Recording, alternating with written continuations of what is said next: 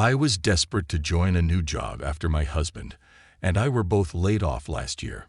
When I was offered a new role, I knew it would be a step down from what I was doing, but the manager and the team seemed great, and that part has not changed. However, since my manager Gary Asterisk was so busy, he basically offloaded me to another manager, Jane Asterisk. I was supposed to be the connection point between my team and Jane, but it quickly became Jane micromanaging me. She would ask me to work through lunch, move/cancel vacation days, call at 11 p.m. on weekends, and order me around on phone calls. She also made nasty comments about my weight and said I was big for my race. The list of personal slights so long that it filled 3 pages. I would talk back to her, and she did not like that, and that provoked her more. I only stayed because we needed to pay the bills. Finally, I had a mental breakdown on a Friday afternoon, after she yelled at me for something trivial about scheduling a meeting without including someone from her team who I didn't know about. I was dealing with a family tragedy and couldn't take it anymore. I told Gary about the situation with Jane, and he was sympathetic and not at all surprised considering half her team quit. He immediately offered to move me to a different team under him. I was thrilled. Well, turns out going to the new team didn't help. Jane continued to order me around from afar. When I ignored her emails, she came to my desk one day and started loudly talking about how I am not qualified for this role. Gary overheard and finally told her off, but the verbal abuse did not stop. After 2 months there, I abruptly wrote my resignation letter and stapled the list of Jane's offensive comments and CC'd everyone. Gary offered a bunch of accommodations to try to keep me, but seeing how she was still provoking from afar, I said the only way for me to stay would be for her to go, and he did not have authority to let her go. Her manager was in a different country, and despite several HR complaints from at least 5 people, nothing was done. So I left, loudly and without shame, telling everyone exactly why I was leaving. Times were very bad for 3 months. There were nights we would eat slices of bread just so we could pay the mortgage and emergency expenses from a health crisis and a funeral. Even after he found a job, we were still catching up on bills and still are. I spent months applying to 5 to 10 roles per day, sometimes over 20. Last month, I saw a public memo about a big shot from a former company joining the company I just left. I used to work with this guy closely and texted him a congrats. Let me know if you need any insights on the new place. We had a quick call where I told him some ins and outs, where I thought they could innovate. After this call, he asked me to join the team as his chief of staff. I accepted. Imagine Jane's shock when we had our first all-hands call. All the VPs and above were asked to welcome the new big shot in a giant conference room. In Big Shot's speech, he breezed over that I'll be his chief of staff, along with a few key names. I now sat 2 levels above Jane, and apparently, within the 3 months I was not there, the other half of her team turned over. Every single person left. Gary was excited for me and said all nice things. However, Jane took the classless route and sent Big Shot an email about how I'm an unqualified idiot, that I used to work for her, how I tried to get her fired, and that she suspects I lied to get ahead. She didn't even try to be fake nice. Big Shot forwarded me her email and asked what this was about. I was so nervous and excited. Little did Jane know, I was a director at Big Shot's competitor company and was already a level above her. So 2 levels isn't a big leap, and I worked with him for 5 years. I had an hour call with Big Shot and told him she was bad for the company culture and was a nasty person in general, but the evidence he needed was Gary confirming that her whole team has turned over, my prior resignation letter, which was still sitting on my desktop when I logged in upon return, and a few other nasty emails she sent her recent staff, which they were happy to share with us. Big Shot fired Jane on Friday. I was desperate to join. I had purchased my first home in a slightly lower class area of town, which is pretty close to an even lower class area of town. Think slightly ghetto, a mile from absolute trailer trash. I know most of my immediate neighbors, since most of them are pretty loud, and I'd rather be friendly with them than have them be my enemy. Some local kid likes to go around collecting trash in his free time. A real nice kid. Does it for really no reason. Whenever I see him, I usually get him a drink, lemonade or soda, so he can stay hydrated. California is hot. Sometimes I give him a few dollars. I offer the kid $30 a month to mow my lawn 2x a month. So kid has a gig for small, but consistent income. The kid takes a lot of pride in his work. He mows the lawn, pulls weeds, moves rocks out of the driveway, and just makes my place look extra nice, even though I don't even ask him to do any extra work. This guy is great. This goes on for a few years. Kid is now a senior in high school. Family is not doing so great. Dad just lost his main source of income, and mom had accumulated debt which put a lot of stress on their failing marriage. Mom was abusive verbally and sometimes physically to both the kid and the father. But the kid keeps on walking, doing work, volunteering, and being a real happy, upbeat dude. Despite his troubles at home, the kid starts buying lawn decorations, mostly small little gnomes, some decorative rocks, and bird bath, and he decorates my yard.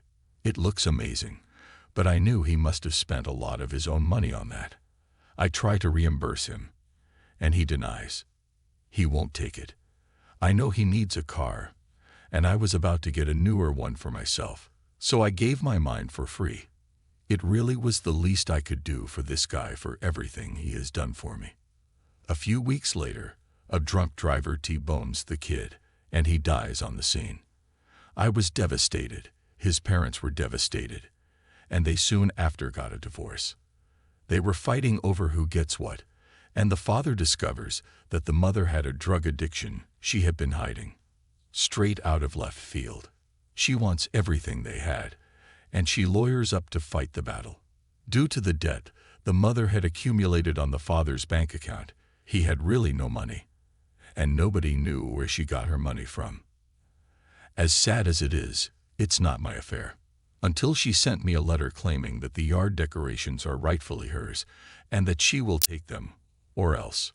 Now this is a problem. I get it, you lost your only child.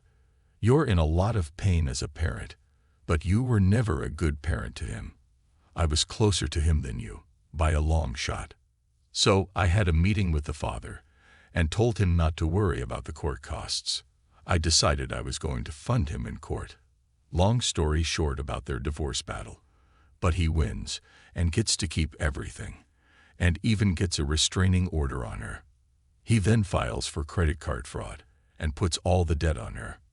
I heard from the father that she was recently arrested for driving while drunk, and was searched and has a decent stash of meth on her.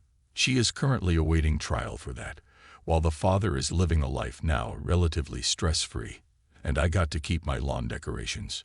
Rip Jonathan, you are missed. To the people wondering what happened to the drunk driver that killed Jonathan, he also died on the scene. The impact quite literally crushed both cars involved.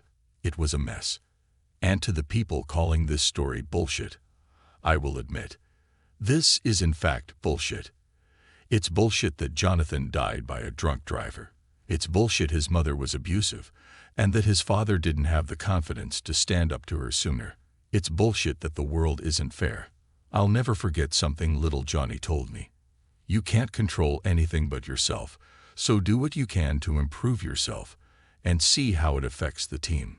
He played a lot of video games, and was referring to League of Legends when he said that, but I find it very applicable in real life too. Obligatory, thanks for the gold. I'm gonna go shit on the mother's grave when she dies. Make that 2 shits. It might be hard to take 7 shits. I think someone would notice by then. Sorry I don't have any pictures to share. Honestly, yes, I do have pictures of it. I lied to someone in the comments about that. I do actually have pictures. I just don't want to share them. I don't have to have a reason, other than I don't want to. Sorry that it sounds selfish or rude, but that's just kind of how I am about that kind of stuff. I know I just shared a personal story, but I can't bring myself to just upload pictures of my personal stuff to the internet. It's easier to tell a story than share pictures, but that's just me. Next story. So way back in the day, mid-90s or so, my family lived in a log cabin on 10 acres of land in a rural area, 10 minutes or so out of town. It wasn't totally the sticks, but you could definitely hear banjo music in the background sometimes. At the end of our nearly 1/4 mile long driveway was one of those roads that was also technically a state highway. In the AM, I'd trudge down to wait for the bus. When I got home, I'd grab the mail and carry it back. Until one Monday morning when I went out and noticed the mailbox was gone. On closer inspection, looked like it had just been ripped out of the ground. Dad was obviously not pleased. He went to talk with the county sheriff, who happened to live a mile down the road. Turns out it had been happening up and down the road for months. Someone was tossing a chain over mailboxes and yanking them out with their vehicle. He suspected a guy down the road with his great big lifted four-wheel truck, but couldn't prove anything. Usually happened on Sat and Sun nights with people finding out in the morning. Also seems the nicer the mailbox, the bigger a target, and many had been hit multiple times. People had tried digging deeper, using more durable wood, etc. The guy just took it as a challenge and ripped them out again. Soft, sandy ground, and his truck was a monster. Well, Dad said CHALLENG fucking accepted. A bit about my father. He's a steelworker with an engineering background and graduate degree. Built like a bear with forearms the size of my freaking legs. Most people looking at him would never think this monster of a man is also brilliant, but he is. The calm, cool type that almost never loses his temper. But wrong him and God help you. So Dad goes to Lowe's and buys the fanciest, prettiest mailbox they sell. He then proceeds to install it on top of an 8-feet-long cylinder of 3 diameter, hardened 2 steel. But he wasn't done there. After digging down with post holers and dropping it in, he then filled it in with quickset concrete. To really sell it, he then used some strips of 1/2 wood to cover the steel core of his now indestructible mailbox of doom. Primed and painted them so it looked like a standard 4-post, and even had my mom decorate it with flowers and such. He wanted it to be as tempting of a target as possible. Didn't even take a week. I went out for school in the morning and found the mailbox right where it should be. Attached to it was 30 feet of chain and an entire hitch assembly. Ripped right off the truck's frame. Sheared the bolts. It was marvelous to behold. Sheriff gets called over, dies laughing when he sees it. He went to the house of the guy that was suspected and sure enough verified the damage to his truck matched. Fun fact. Fucking with a mailbox is a federal crime. As in you go to federal prison, not those cushy state places. Dad was unofficially rewarded by the sheriff's deputy with a few cases of beer and some venison. And after that, every deputy in town would flash him a thumbs up whenever they saw him. Guy was pulling out mailboxes with a chain attached to his truck. Dad makes invincible mail bucks. Guy goes to federal prison. Apparently vandalism to mailboxes is far more common than I thought, and other people have taken similar measures. I guess great minds think alike. As many have commented, apparently federal prison is actually a lot better than state. Didn't know that, sorry.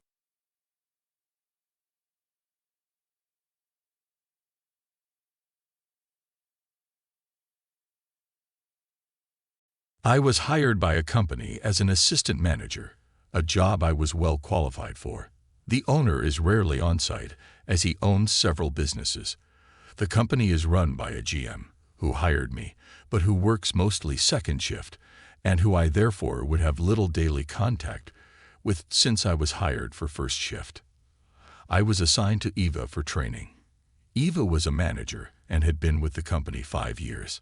I trained with her for a few days, and then I was on my own, though she and I had overlapping shifts and would see each other a few days a week. We were friendly, but not close. After a few months, I was doing well at my job and had even gotten some new procedures adopted to help boost sales. Eva began to act resentful. She would correct me for small things and took any opportunity to remind me that she had trained me. It didn't matter to me. She wasn't my boss. I reported to the GM. So I mostly just ignored her. What I didn't know was that Eva was not just tight with the GM, but they had worked together at another place for 10 years before this one. One day at shift end, GM asks to talk, tells me it's not working out, says I'm still making mistakes at 6 months that I shouldn't be. I ask for examples. A few of them were petty matters Eva had mentioned, but most of them were just not true. I tried to argue, but it was clear that I was set up. I decided to reach out to the owner since I had nothing to lose. He was sympathetic, but said he relies on GM to run the business and had to support her decision. Then he mentioned that if things hadn't been so bad between me and Eva, it probably could have been worked out. That's when I knew she was behind me being fired from a job I needed, really liked, and was making great money, and I vowed to get revenge. I started searching her online info. In less than an hour, I had uncovered gold thanks to one of those pay services. About 3 months prior, Eva was arrested and charged with DWI in a neighboring state. The court records showed she had a hearing coming up in a few weeks. That was enough to get her fired. It affects a professional license she and I had to have as management. Per state law, license holders must report criminal charges to the licensing board, and in the case of a DWI arrest, licenses are typically suspended pending trial. I called the owner and told him what I discovered. It was news to him.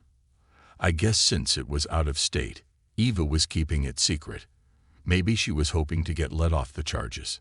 The next day, the owner called and said Eva was fired. He thanked me for telling him about her DWI, apologized for how I was fired, and offered me Eva's position and salary. He asked me to come in the next morning to meet with him and to cover Eva's shift.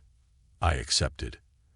That alone was sweetly satisfying revenge, but what happened next was the icing on the cake.